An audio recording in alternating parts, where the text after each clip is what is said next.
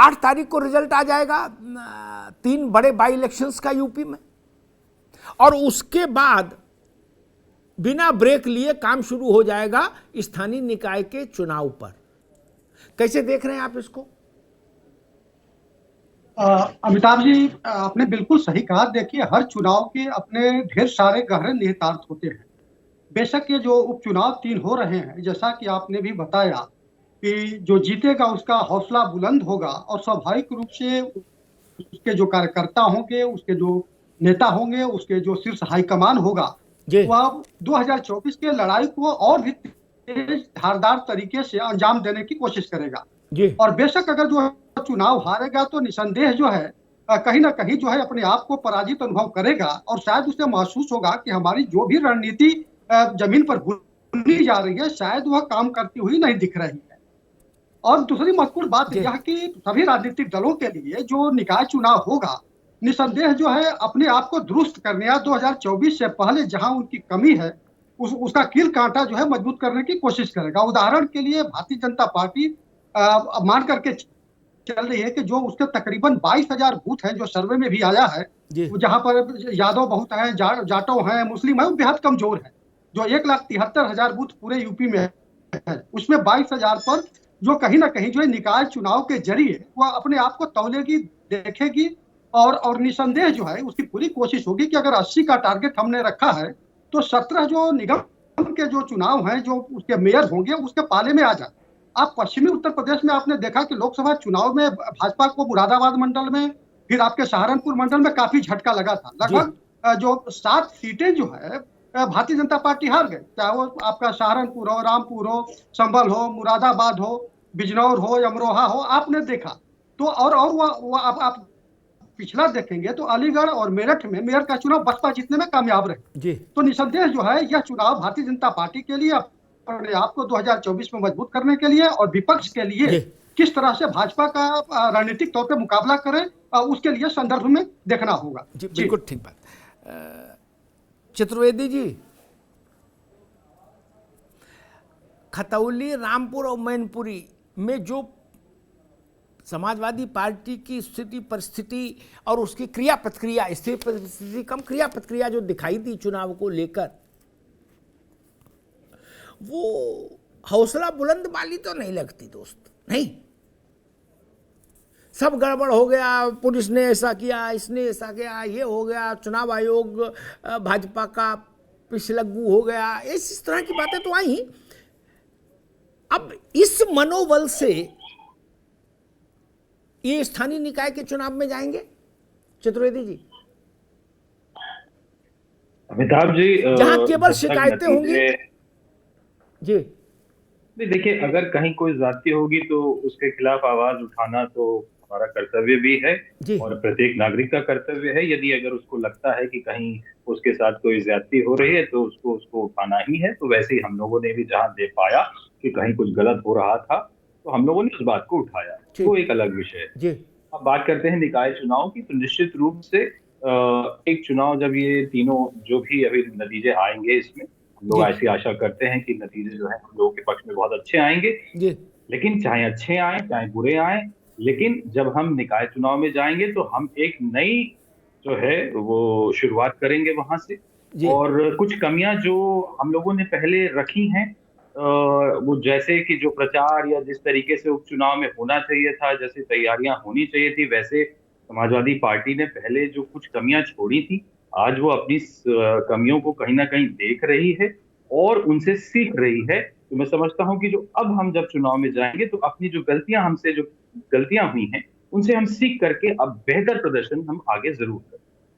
नहीं, वो तो ठीक है भैया, लेकिन रामपुर और मैनपुरी में अगर झंडा बुलंद नहीं हुआ और खतौली में, तो मनोबल नहीं टूट जाएगा? नहीं, अरे भाई झंडा बुलंद तब ना सेना लड़ेगी, तभी ना सेना लड़ पाएगी। जब वो कहेगी चलो भाई 3 किले तो फतेह किए, जो हमारे गढ़ हैं, जिसमें 2 तो गढ़ हैं, खतौली छोड़ दीजिए। रामपुर मतलब आजम खान, मैनपुरी मतलब फर्स्ट फैमिली। बिल्कुल, उसमें कोई वो नहीं है। आप देखिएगा कि जो मैनपुरी का नतीजा आएगा उसमें हम बहुत अच्छे मार्जिन से जीतेंगे। आप बिल्कुल, इसमें तो कोई दो राय ही नहीं है कहीं ना कहीं। और क्योंकि आपने भी कहा था कि जी 30-40 हजार से जीते या 4 लाख से जीते, लेकिन कहीं ना कहीं उससे लगता है कि आपके मन में भी है कि जीतेगी तो सपा ही। भैया देखो, मैं जो तो जी, मैं तो अपने अपने अपने हिसाब की बात अपनी राजनीतिक समझ के आधार पर कहता हूं, और साथ में ये वो लगा देता हूं कि गलत हूं तो माफी मांगूंगा। लेकिन लेकिन एक मिनट, लेकिन समाजवादी पार्टी या परिवार को अगर आप 30,000, 40,000, 50,000 से जीतो मैनपुरी, तो उसको फिर जीता हुआ मत मानना भाई, ये भी साथ में जोड़ लो। फिर उसको जीता हुआ वो केवल चुनाव आयोग की चिट्ठी में जीता हुआ होगा, प्रमाण पत्र में।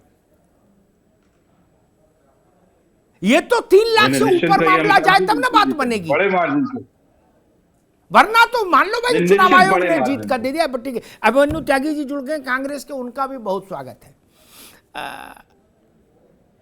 आप सब लोगों को, कांग्रेस को, सपा को, बसपा को और भाजपा को एक नए खिलाड़ी से उत्तर प्रदेश में भी जूझना होगा।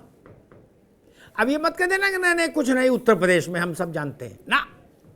आपने दिल्ली में भी कहा था हम सब जानते हैं, एमसीडी में तब अरविंद केजरीवाल ने कहा था कि 6 सीएम, ये 7 सीएम और 17 केंद्रीय मंत्री आपने बाट घुमा दिए भैया राघवेंद्र बाबू। और फिर भी अभी तक जो एग्जिट पोल बता रहा, एग्जिट पोल छोड़ो, जो हम लोगों का पॉलिटिकल सेंस बता रहा, वो इतना तो बता ही रहा कि आम आदमी वाले मेयर बना रहे अपना पहला दिल्ली में। अब ये भी लड़ेंगे यूपी में, क्योंकि ये भी बॉर्नवीटा पी के बिल्कुल एनर्जी से फुल है इस वक्त, इम्यूनिटी हाई है। गुजरात में 20% वोट अगर मिल गया तो ये राष्ट्रीय पार्टी हो जाएंगे, समाजवादी पार्टी छोटी, बसपा छोटी इनसे नहीं। गुजरात में 20% छोटी बात है, कांग्रेस छोटी हो जाएगी थोड़े दिन में, हमें लग रहा है ऐसे मामला चला तो भैया तकी साहब अब तो तबीयत खुशमिजाजी है ना। देखिए, अटल बिहारी वाजपेयी जी की बहुत अच्छी कविता है, क्या हार में क्या जीत में किंचित है, क्या बात, करता पत्ते जो भी मिला ये भी सही वो भी सही, हाथ नहीं मानूंगा, राह नहीं ठानूंगा, आगे बढ़ता रहूंगा। तो हमारे लिए हार और जीत जो है एक सिर्फ भाव है, और हमेशा कई बार आदमी को ऊर्जा हार से ज्यादा मिलती है जीत के बजाय, क्योंकि हमेशा हमने अपनी डिक्शनरी से, शब्दावली से हार शब्द को हटा दिया। हम कभी हारे नहीं, हमेशा जीते हैं, हमेशा नया अनुभव आया, हमेशा नई सीख लिए, उसी ऊर्जा, उसी एनर्जी, उसी अनुभव के साथ हमेशा फकीरों, औलियाओं और साधु संतों के बीच से तो नहीं आ रहे भैया, अभी ऐसी ऐसी अच्छी अच्छी बातें बोल रहे हो। देखिए अमिताभ अग्निहोत्री जी, मेरी ये बात समझ में नहीं आता, जब हम सियासत में इसलिए हैं, राजनीति में इसलिए हैं ताकि लोगों का काम कर सके। अरविंद केजरीवाल नगर महापालिका का चुनाव जीत रहे हैं, आम आदमी पार्टी जीत रही है, उनके सामने चैलेंज है 3 कूड़े के पहाड़ों को हटाना, जो उन्होंने वादा किया था, जिम्मेदारी उनको निभाना है। तो हम तो यहाँ कोई राजतंत्र के लिए, राज करने के लिए नहीं आए, हम यहाँ लोगों के काम करने के लिए आए। ठीक बात है, हाँ ठीक है, सेवा काम करने के लिए आए तो जिम्मेदारी बड़ी है। तो हम जहां भी चुनाव लड़ रहे हैं वो जनता के लिए लड़ रहे हैं, जनता के कामों के लिए लड़ रहे हैं, जिम्मेदारी लेने के लिए लड़ रहे हैं। हम राजतंत्र को जो है वो पूरी तरह से भारत की राजनीति से हटाना चाहते हैं। समझ गए। तो हमारी लड़ाई है बाबा भीमराव अम्बेडकर के सपने को धरती को उतारने के, हमारी लड़ाई है आदमी को जो पिछड़ गया उसको सामने लाने की। कुछ वर्षों में आम आदमी पार्टी में बहुत आगे जाएंगे। देखो आज 6 दिसंबर है तो उन्होंने तुरंत बाबा साहब को भी उसमें जोड़ा। अरे सर, आप ही से ज्ञान लिया अमिताभ जी, आप ही को गुरु माना है, समझ लीजिए। तो आगे जाएंगे भाई, दोबारा आएंगे। आप हमारे गुरु हैं, आप हमारे गुरु हैं, आपसे सीखा हमने बहुत कुछ। दोबारा आएंगे ताकि साहब, आप ही की वाणी से दोबारा आते हैं। अभिमन्यु त्यागी साहब, कोई हिस्सा बचाने के लिए लड़ रहा, कोई हिस्सा बढ़ाने के लिए लड़ रहा, ठीक। आपकी पार्टी कहां है? न बढ़ाने के लिए लड़ रही, न बचाने के लिए लड़ रही, पता नहीं क्या कर रही है। ऐसा टीवी भी में सुनते, अखबार पढ़ते भारत जोड़ रही है। अरे भारत तो ठीक, लेकिन उत्तर प्रदेश के बिना भारत जुड़ेगा? और निकाय का चुनाव लड़ेगी पार्टी की नहीं, या इसको भी गिव अप कर देगी, कहेगी नहीं हम लोग फुल बिल्कुल लोकसभा ही लड़ेंगे, उससे पहले नहीं। त्यागी जी, और पैनल मौजूद सभी लोगों को नमस्कार। जी। जय हिंद, वंदे मातरम। वंदे मातरम। कांग्रेस पार्टी निकाय चुनाव लड़ने जा रही है, अपने सिबर पर चुनाव लड़ेगी, जी मुद्दे पर चुनाव लड़ेगी कि किस तरह से भ्रष्टाचार बढ़ा है निकायों में, किस तरह से ये बड़ी बड़ी बातें करते हैं और ई चार्जिंग अभी स्टेशन नहीं लगा है, किस तरह पानी की जो जलापूर्ति है उसका कहीं कुछ नहीं दिख रहा है, किस तरह से डिजिटल ये करने की बात कर रहे थे सारे नगर निगमों को, कूड़ा उठाने की बात कर रहे थे, पूरे कर्मचारी भी नहीं है। इन सारे मुद्दों को लेकर कांग्रेस गड्ढा मुक्त की बात कर रहे थे। 18 नवंबर तक गड्ढा मुक्त होनी थी सर, अरे सारी उसका भी बात समय बढ़ा दिया गया। त्यागी जी एक मिनट, सारी बात ठीक, ये सब बातें आपने दिल्ली में भी बोली कि भाई केजरीवाल भी गड़बड़ है, भाजपा भी गड़बड़ है, क्या हमको चुनो। अभी तक का जो सेंस है, एग्जिट पोल और सेंस दोनों मिला के, वो ये है कि एक एमसीडी में आपको कुछ भी नहीं, कहीं थोड़ा चना चबेना मिल जाए तो अलग बात, बाकी कुछ लड्डू नहीं मिलना। एक बात तय हो गई।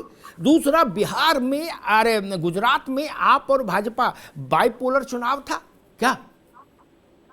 अभी तक की स्थिति ये बता रही है कि आम आदमी पार्टी और आप परसेंटेज ऑफ वोट में, सीटों में नहीं, कान के बराबर पे आके खड़े हो गए आम आदमी वाले आपके, क्या वहां आपने मुद्दे नहीं उठाए?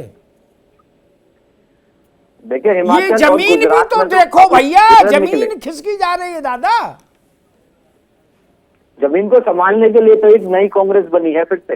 राहुल गांधी जी यात्रा कर रहे हैं, हटा दी हम मुद्दों लो बताया पुरानी दोबारा से नहार तैयार होनी थी ना, वो मुझे लगा पुरानी बंद कर दी तो बताने का बताना चाहिए था। जो लगातार हम हार रहे थे उस पर समीक्षा हुई और समीक्षा पर राहुल जी यात्रा कर रहे हैं। नई कांग्रेस है, खड़गे जी की कांग्रेस है, नई तैयारी के साथ मैदान में है, मुद्दों के साथ मैदान में है। हम हिंदू मुसलमान के मुद्दे पर चुनाव नहीं लड़ते भैया, ठीक।